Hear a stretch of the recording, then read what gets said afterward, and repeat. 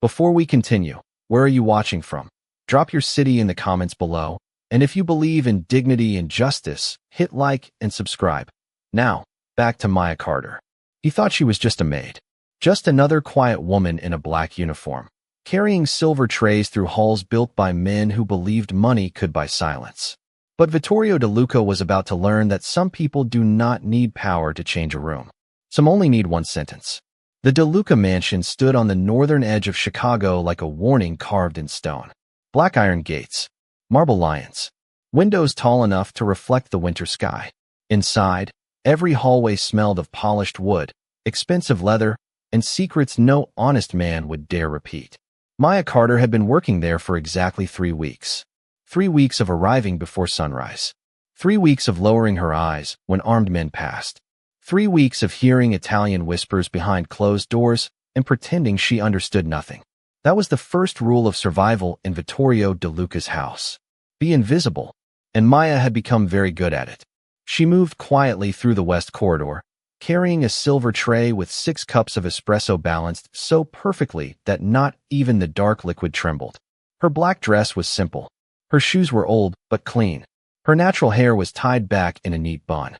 To the men inside that mansion, she was just staff. A pair of hands. A bowed head. A name they barely bothered to remember. But behind her calm eyes lived a past none of them could imagine. The meeting room doors were half open when she arrived. Low voices rolled out like thunder. Inside, Vittorio De Luca sat at the head of a long mahogany table, dressed in a charcoal suit, his expression carved from cold patience. Around him sat his capos, men with gold watches, sharp smiles, and souls that had grown comfortable in darkness. Maya stepped in. The room did not stop for her. It never did. She placed the first espresso beside an older man with a scar across his jaw, then the second beside a younger capo named Marco Bellini, who had been watching her since the moment she entered. Not with curiosity, with contempt. "Well, look at that," Marco said, leaning back in his chair. She didn't spill it this time. A few men chuckled. Maya's fingers tightened around the tray for half a second, then relaxed. Vittorio did not look up from the file in front of him. Marco smiled wider, encouraged by the silence. "Careful, boss," he added. "Maybe don't leave the good silver near her. She might think it's part of her paycheck." This time the laughter was louder. Maya lowered her eyes. Not because she was ashamed, because she had learned long ago that some people mistake silence for weakness, and she had no interest in correcting fools too early. She moved to Vittorio's side and placed the final espresso near his right hand. That was when she saw the phone. It was not like the others on the table. Smaller, matte black, no visible brand. Its screen lit up once, silently, with a name written in Italian. Padre Lorenzo. Father Lorenzo. Maya's breath caught so softly no one noticed. But Vittorio noticed everything. His eyes shifted toward her for the first time that morning. Dark. Still. Measuring. "You read Italian?" he asked. The room quieted. Maya lowered her head slightly. "No, sir." Marco laughed under his breath. "Of course she doesn't." Vittorio held her gaze 1 second longer, then looked away. To him, that was the end of it. To Maya, it was the beginning. Because she had not only read the name, she had recognized it. And somewhere deep in her chest, behind 3 weeks of silence and 3 years of running, an old fear opened its eyes. The phone rang again. This time, Vittorio picked it up. And when the voice on the other end began speaking in fast, elegant Italian, Maya Carter went completely still. Because the man on the phone was lying. And if Vittorio answered wrong, everyone in that room would be walking straight into a trap. The room went silent. 3 years earlier, Maya Carter had stood in a room where men spoke Italian over her head and decided the price of her silence. Back then, she had not worn a maid's uniform. She had worn a navy blazer, low heels, and a visitor badge clipped to her chest. Her hair had been pinned neatly. Her notebook had been full of legal terms, financial codes, and names she was not supposed to remember.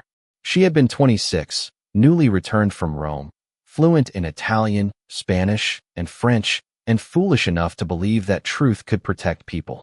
She worked as a junior interpreter for a private legal firm that investigated international money laundering. Her job was simple: sit beside lawyers, translate calls, read contracts, and never ask too many questions. But Maya had always listened too carefully. That was how she first heard the name Bellini. Not Marco Bellini, not at first. Just the family name. Whispered through encrypted calls. Written in the corner of a banking document. Attached to companies that existed only on paper. Moving money through Milan, Zurich, and New York like blood through hidden veins. Her mentor, an older attorney named Samuel Green, had warned her. Some truths don't want witnesses, Maya. She had smiled then, young enough to think courage was louder than danger. 2 weeks later, Samuel vanished. No goodbye, no resignation, no forwarding address. Just an empty office, a wiped computer, and a coffee mug still sitting on his desk. The police called it a missing person case. Maya knew better. Because the night before Samuel disappeared, he had sent her one file. One encrypted folder. One message. If anything happens to me, don't trust anyone who says the name Padre Lorenzo. After that, Maya disappeared too. She left her apartment, changed her phone, cut her hair, stopped answering emails, and buried the woman she used to be beneath cleaning jobs and silence. She worked in hotels, offices, restaurants after closing, places where no one asked about degrees, languages, or the fear that made her check every reflection before turning corners. Then, 3 weeks ago, an agency sent her to the DeLuca mansion. The name almost made her refuse. Everyone in Chicago knew Vittorio DeLuca, a man with old money, old enemies, and a reputation sharp enough to cut glass. He was not good. Maya knew that before she ever stepped through his gates. But the pay was enough to keep her small apartment. Enough to send money to her aunt in Detroit. Enough to survive one more month. So she said, yes. And for 3 weeks, she became invisible again. She cleaned the library while men discussed shipments. She polished silver while bodyguards checked windows. She changed flowers in the East Hall while Vittorio DeLuca walked past her without a word, his presence turning conversations into whispers. He was colder than she expected. Not loud. Not cruel in the obvious way. Worse. Controlled. The kind of man who could end a conversation without raising his voice. Yet Maya noticed things others missed. He never drank before noon. He always touched the silver cross at his wrist before difficult calls. And every Friday morning, a priest came through the side entrance, staying exactly 17 minutes before leaving with a sealed envelope. Father Lorenzo, the real one, an elderly man with tired eyes and a limp. The voice on the phone now was not his. Maya stood beside the wall of the meeting room, tray pressed against her hip, while Vittorio listened. The caller spoke quickly, respectfully, using the right titles, the right rhythm, almost the right accent. Almost. Confirm the transfer before noon, the voice said in Italian. Your father would have wanted loyalty to the family. Maya's eyes lifted. That was the mistake. Vittorio's father had not spoken to him for 10 years before he died. Everyone in certain circles knew that. A real messenger from Father Lorenzo would never use that wound as persuasion. Marco Bellini leaned back in his chair, watching Vittorio too closely. Not worried. Waiting. Maya saw it then. The small smile he tried to hide behind his espresso cup. Her heartbeat slowed. Fear did not leave her. It simply became clear. Vittorio raised the phone closer to his mouth. One word from him would open the trap. Maya remembered Samuel Green's empty office. The wiped computer. The message that had kept her alive. Don't trust anyone who says the name Padre Lorenzo. Her fingers tightened around the silver tray. She could stay silent and survive.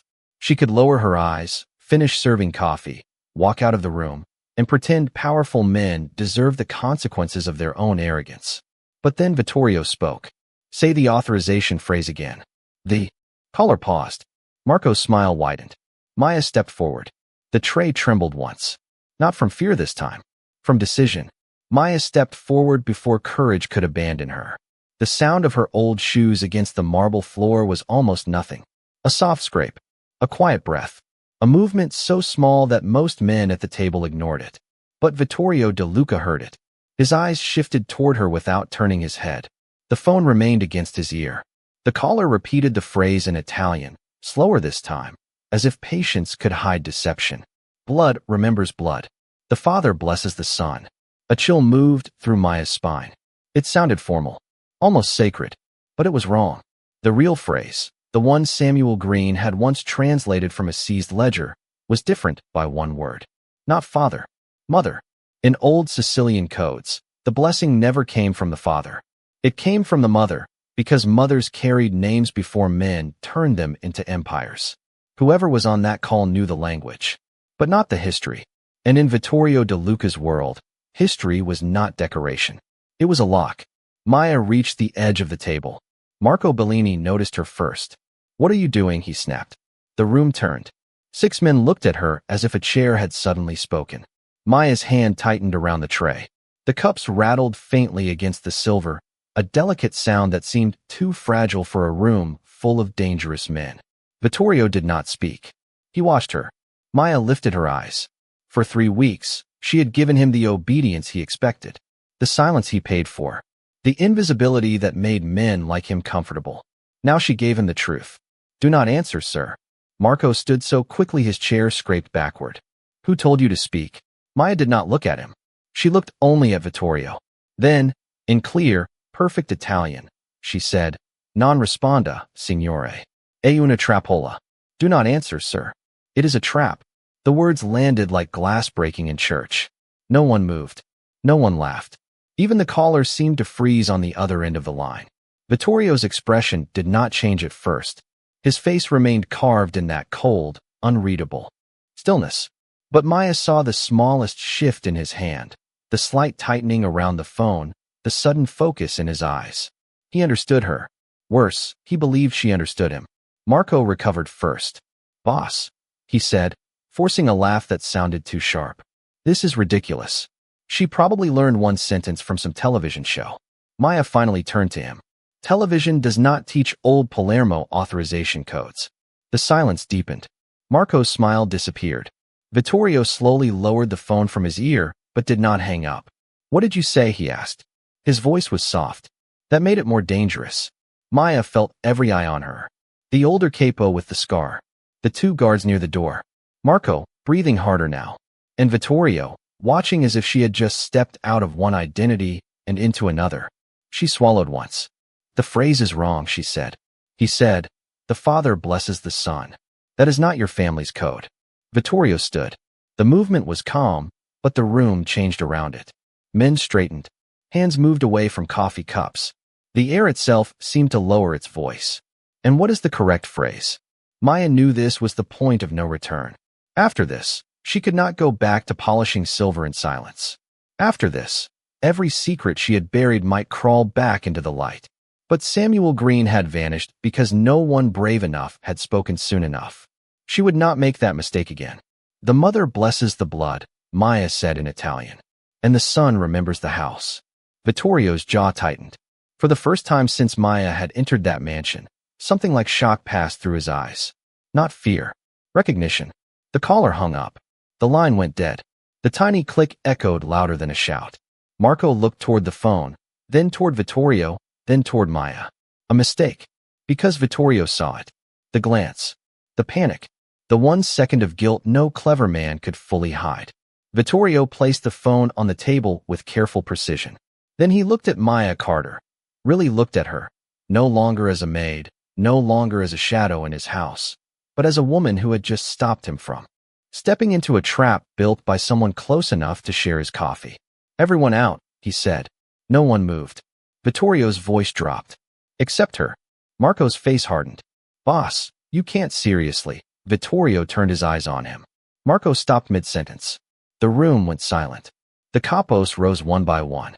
Chairs slid back against marble. Shoes scraped softly. No one spoke. Even men who had spent their lives pretending not to fear anything understood the temperature of Vittorio De Luca's silence. Marco Bellini was the last to move. His eyes remained on Maya, sharp and venomous, as if her existence had become an insult he could not forgive. "You're making a mistake," he said. Vittorio did not blink. "I decide what mistakes cost in this house."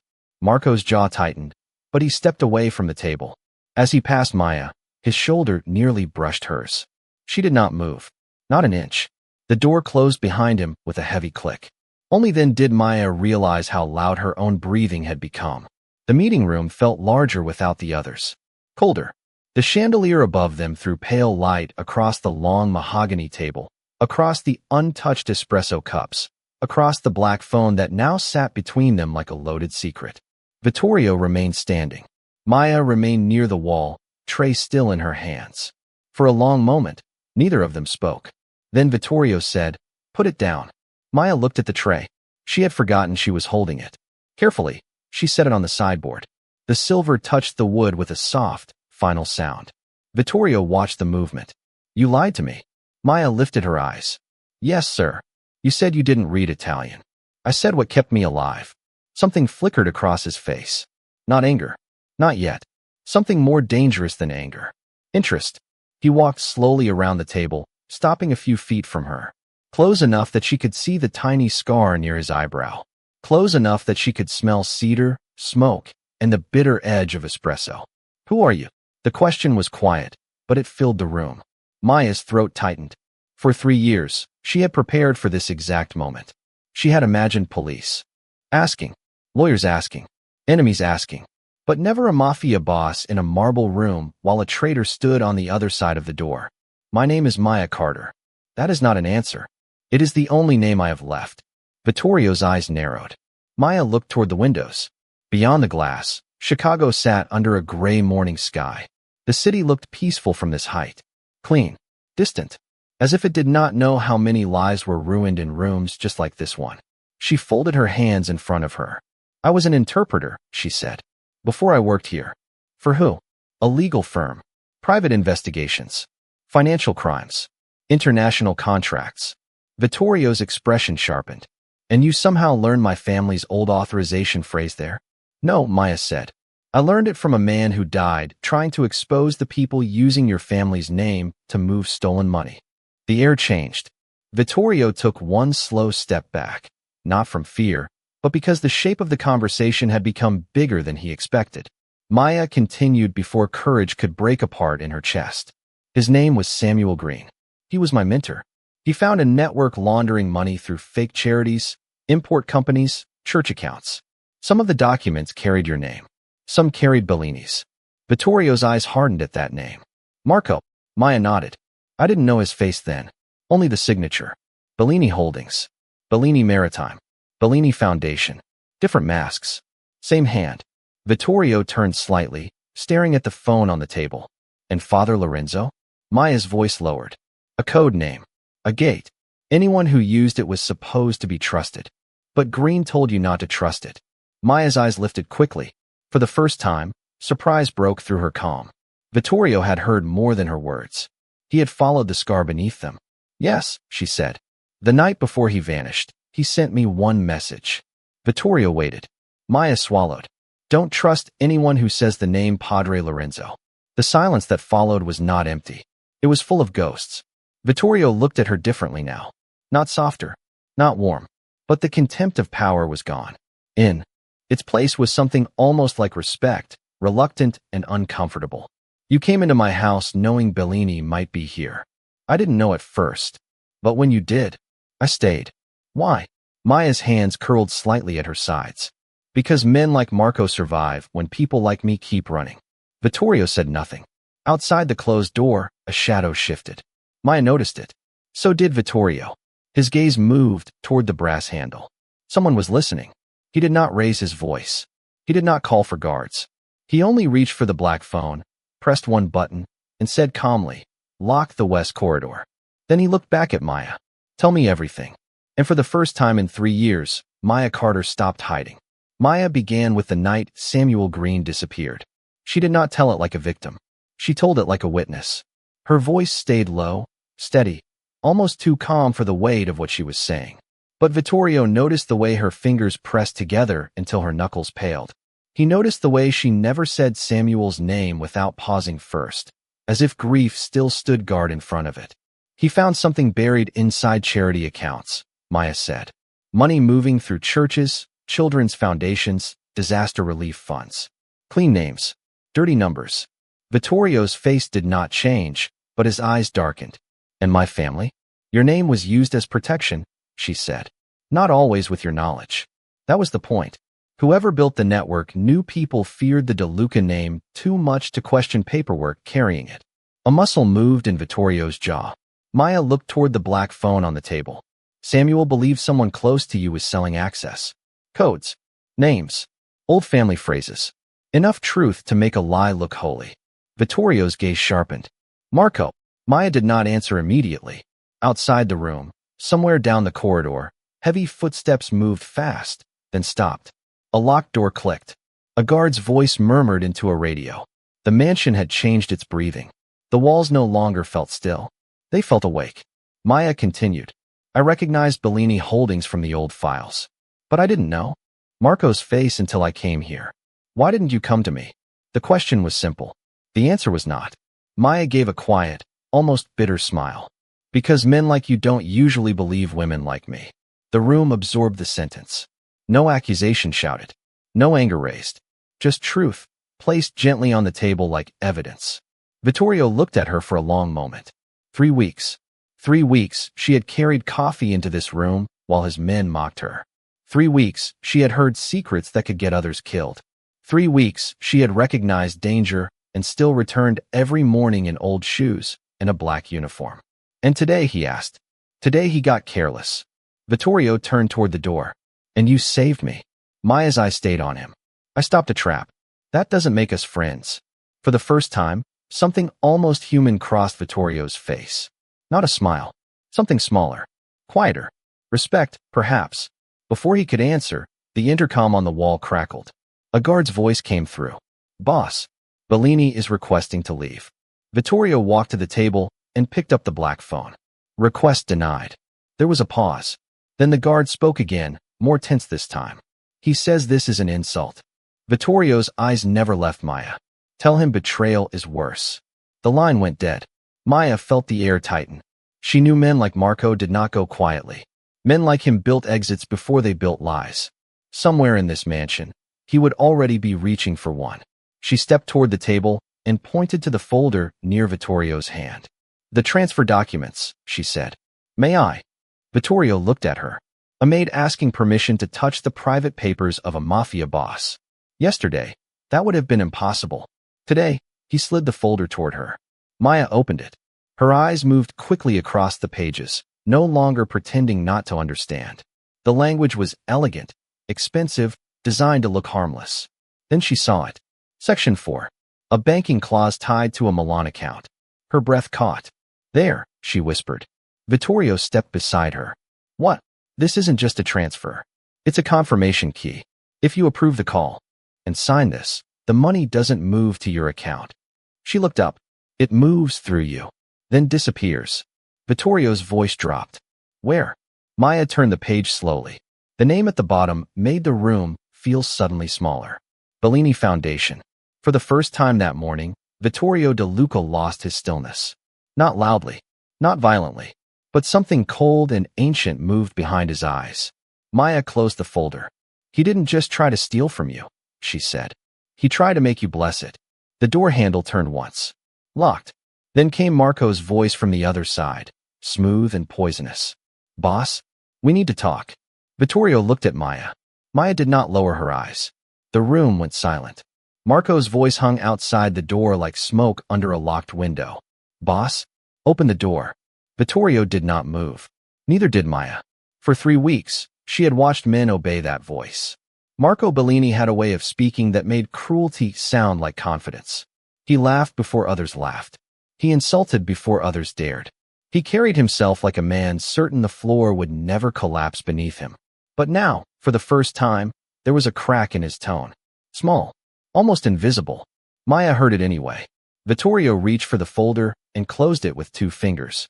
You said he builds exits, he murmured. Maya nodded. Men like him always do. Where? She looked around the meeting room. The walls were paneled in dark walnut. One side held shelves of old books no one had touched in years. The other opened toward tall windows overlooking the frozen garden. To anyone else, it was a beautiful room. To Maya, it was a map. She had cleaned this room every morning for 3 weeks.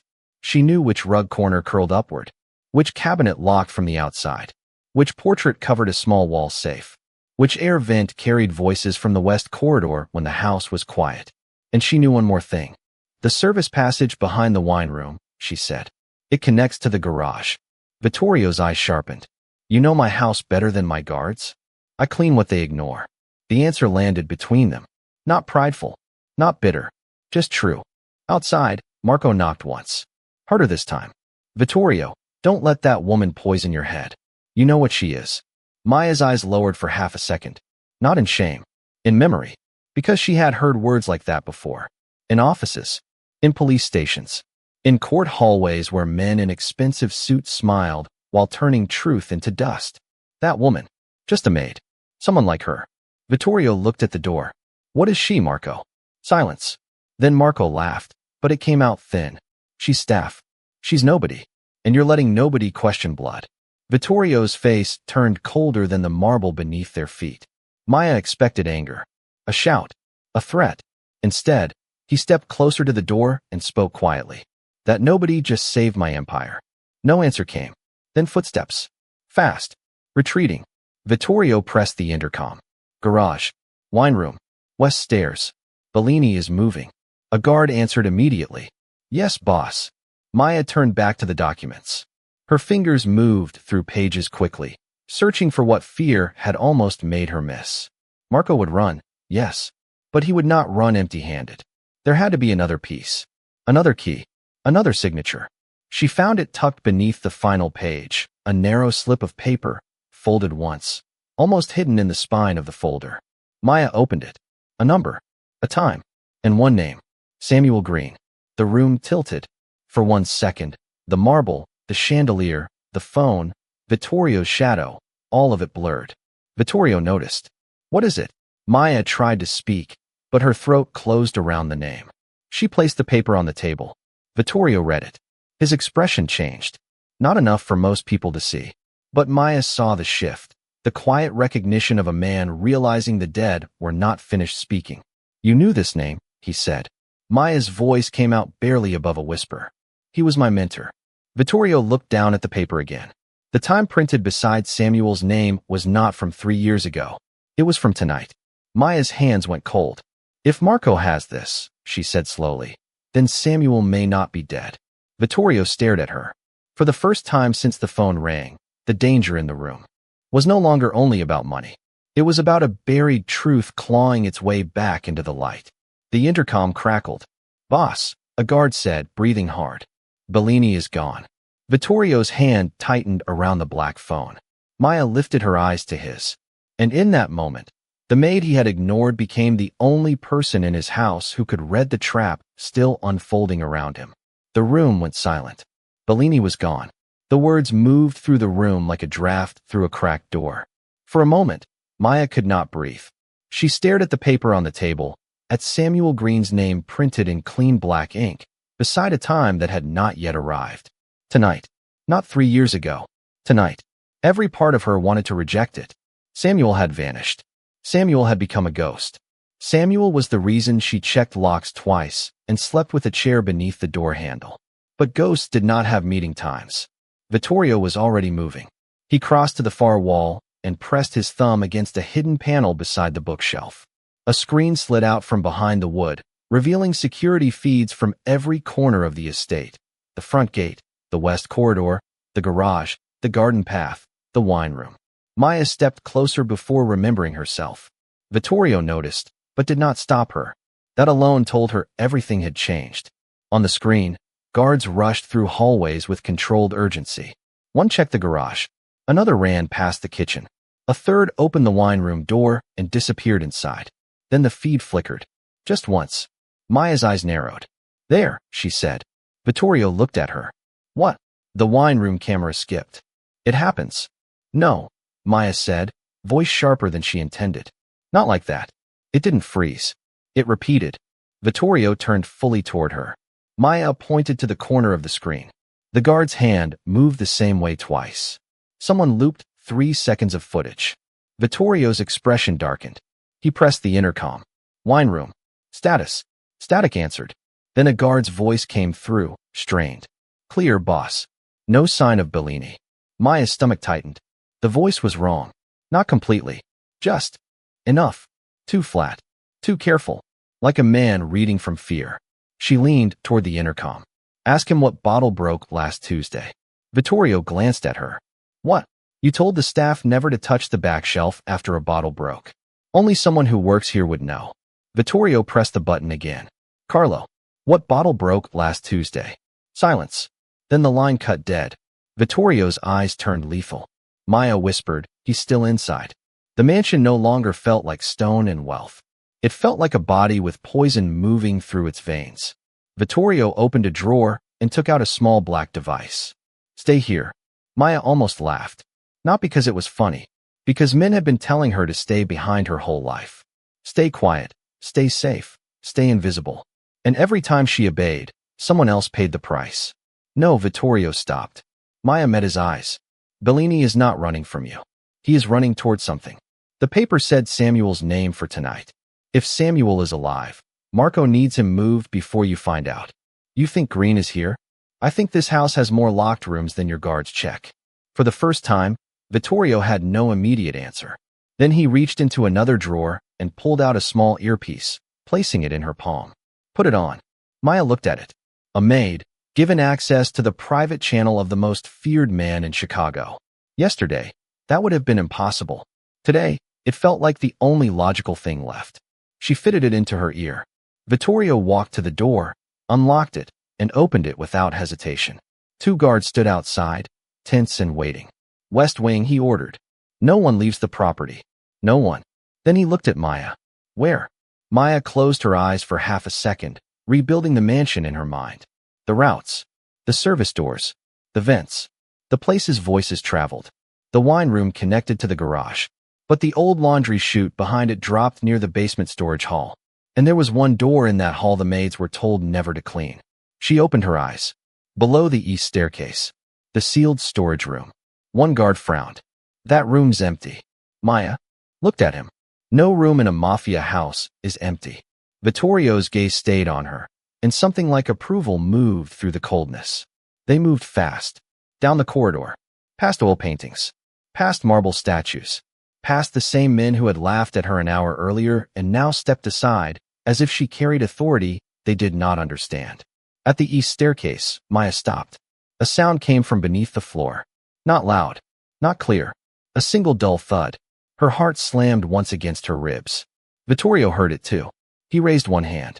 Everyone froze.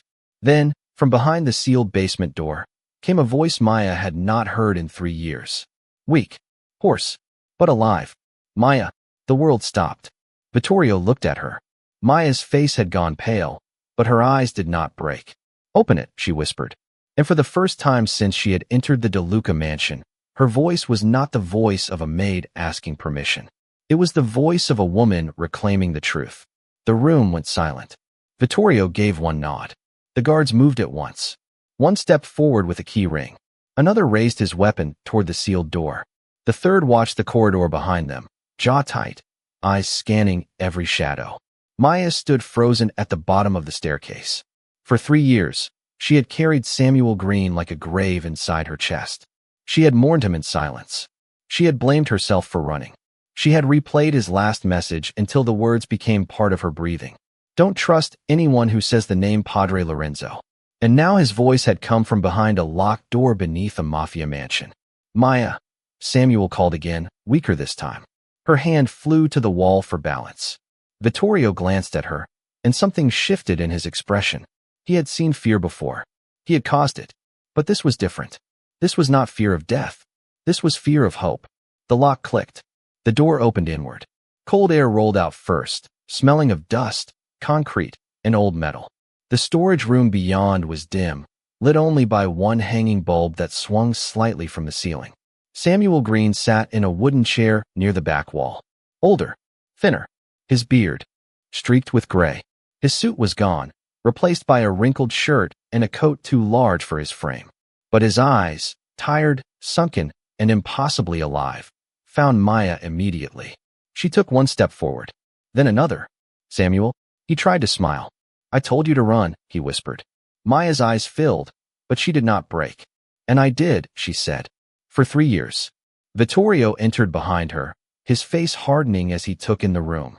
The chair, the papers scattered on the small table, the recorder, the old phone, the symbols of quiet imprisonment.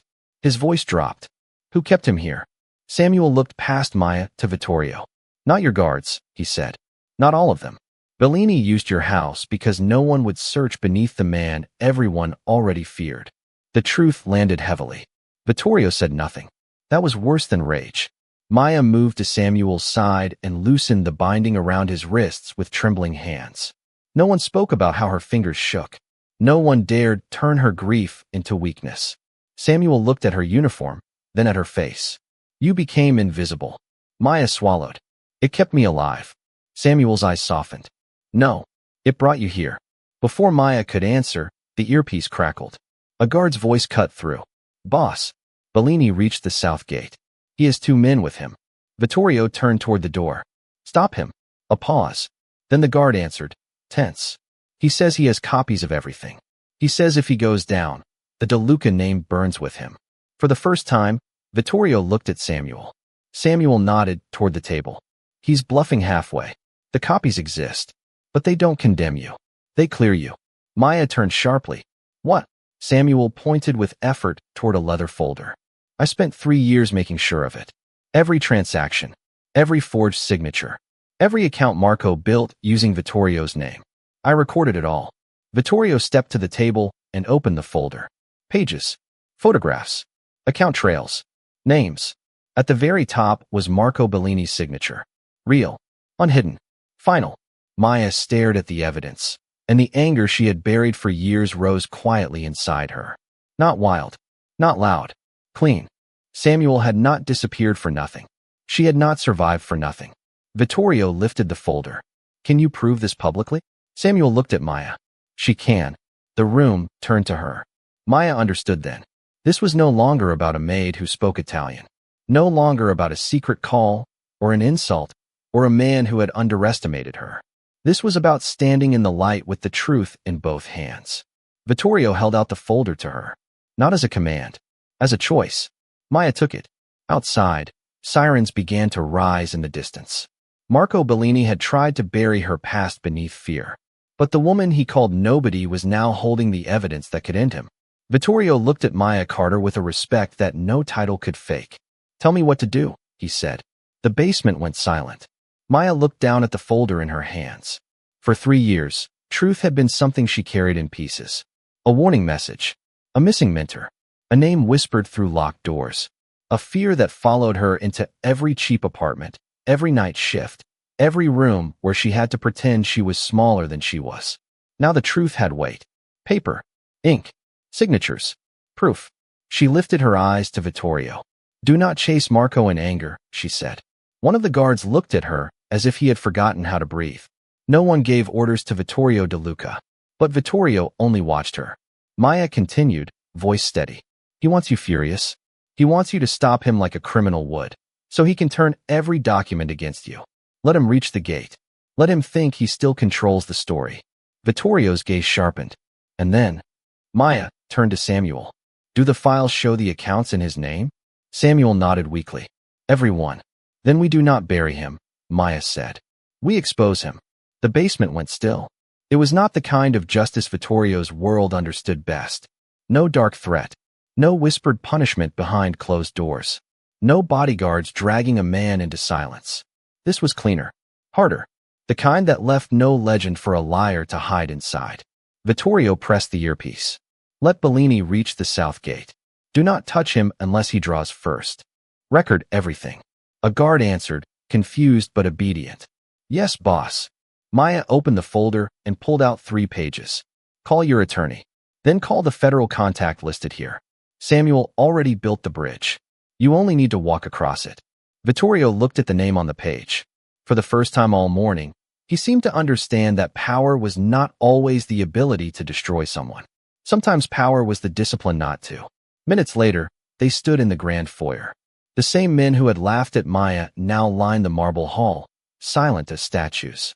Their eyes followed her, not with contempt this time, but with something uncertain, something close to shame. Maya still wore the black maid's uniform, the apron, the old shoes, the simple dress, but nothing about her seemed small anymore. On the security screen near the entrance, Marco Bellini appeared at the south gate, shouting into his phone, his polished confidence cracking under the weight of sirens drawing closer. Vittorio's lawyer listened through a secure line. A federal investigator received the first file.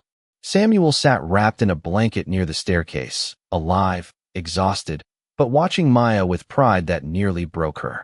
Marco's voice came through the gate speaker. You need me, Vittorio? Without me, they'll think you built all of it. Vittorio looked at Maya. She gave one small nod. He pressed the speaker. No, Marco. Without you, they finally see who did.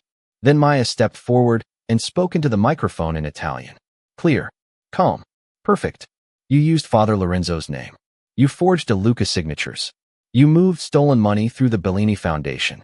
And you kept Samuel Green alive because you needed his codes. Marco froze on the screen. That single pause was enough. Every man in the foyer saw it. Every camera caught it. The sirens reached the gate. Marco turned, but there was nowhere left to run. Not because Vittorio had trapped him in blood, but because Maya had trapped him in truth. When the authorities took him, no one cheered. No one laughed. The silence was heavier than victory. By sunset, the De Luca mansion had changed. Not the walls, not the marble, not the iron gates. The people. In the dining hall, Vittorio gathered the staff and remaining capos. Maya stood near the back, where she had always stood, hands folded, face calm. Vittorio turned to her. Maya Carter came into this house as an employee, he said, and we treated her as if her silence meant she had nothing to say. No one moved. Vittorio's voice lowered.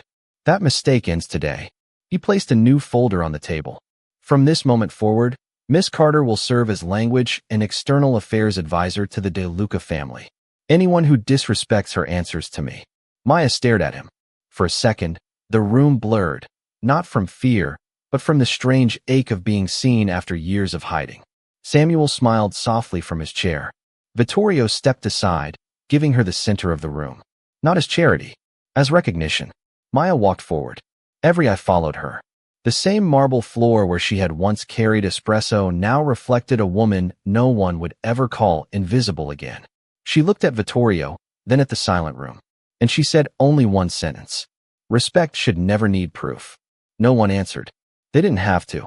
The room went silent. And that day, Vittorio De Luca learned that dignity can speak every language.